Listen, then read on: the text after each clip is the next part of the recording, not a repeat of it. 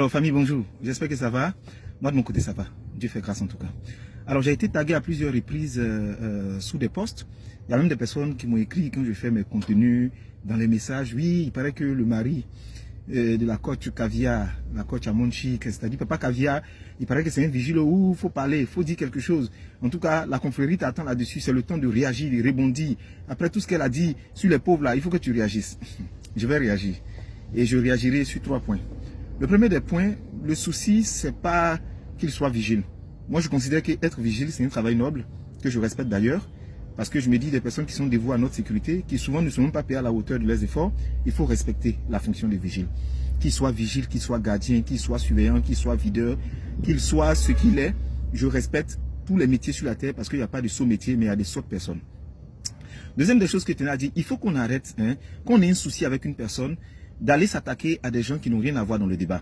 Le monsieur n'a rien demandé. Le monsieur, il mène sa petite vie.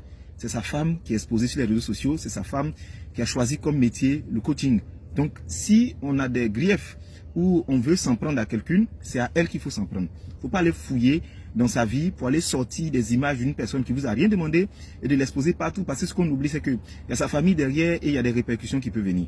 Donc, ce que je dis, il faut qu'on arrête ça.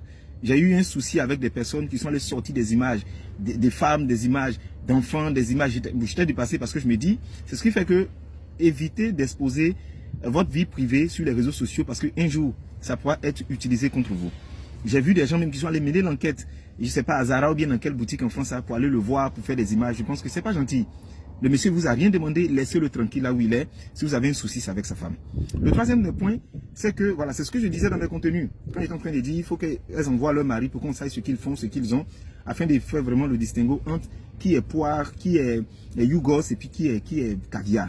Ce que je tiens à dire, c'est que ça me choque la duplicité de beaucoup de personnes sur les réseaux sociaux, qui disent des choses que les gens veulent entendre, ou bien qui disent des choses qui sont en porte-à-faux avec eux-mêmes les idéaux. Tu ne peux pas prêcher quelque chose que toi-même tu n'appliques pas. C'est pourquoi je dis ceux qui font coaching, qui donnent conseils et puis ne sont pas mariés, je ne les écoute pas. Parce qu'en fait, dans le mariage, dans le foyer, il y a des choses que tu découvres. L'expérience, pour moi, vaut mieux que des livres ou des frustrations bien parlées. Vous voyez, il y a trop de pafloteuses aujourd'hui. Des gens qui vont vous vendre du rêve, qui vont vous dire certaines choses. Ah, voici ce qu'on fait. Si se comporte mal avec toi, il faut le quitter, il faut le laisser. Et puis vous aussi, vous écoutez. Les mêmes personnes, c'est qu'elles subissent chez elles, vous n'imaginez pas. Celles qui jouent souvent les féministes affirmées. Non, moi, je ne suis pas sa chose. C'est elles-mêmes qui enlèvent chaussettes de leur mari et puis qui mettent les pieds dans l'eau chaude. C'est elles-mêmes qui sont soumises comme ça, comme des agneaux à la maison. Mais c'est à vous, elles vont dire, vous êtes des lignoles, nevez-vous. Si dit 1, dit 10. En fait, sur les réseaux sociaux, apprenez à écouter, mais ayez de la jugeote.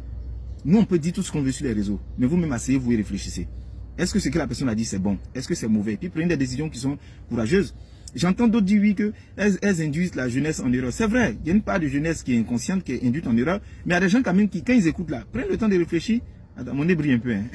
Mais prennent le temps de réfléchir. Parce que je me dis qu'il y a ce qu'on dit et puis il y a ce qu'on fait. Il y a trop de personnes qui te disent des choses, mais qui ne le font pas.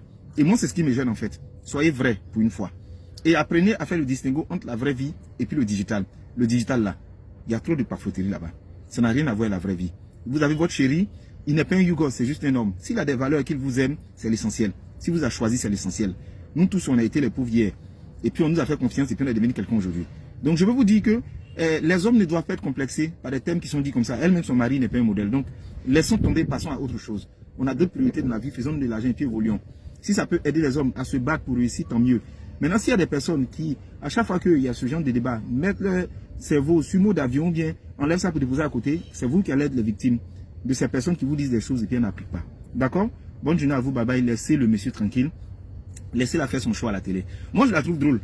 Donc je vais dire, je n'écoute pas les conseils qu'elle donne, mais ses mimiques, ses gestes, tout ça, ça m'arrache un sourire. Donc voilà, il n'y a pas d'animosité entre nous. Souvent on le fait, c'est de bonnes guerres.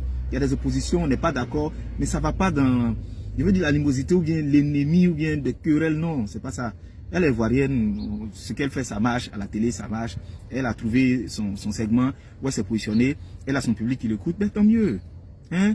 C'est le week-end là, arrêtons d'être stressés, allons vivre, ta chérie, soit elle, profitez-en. Hein?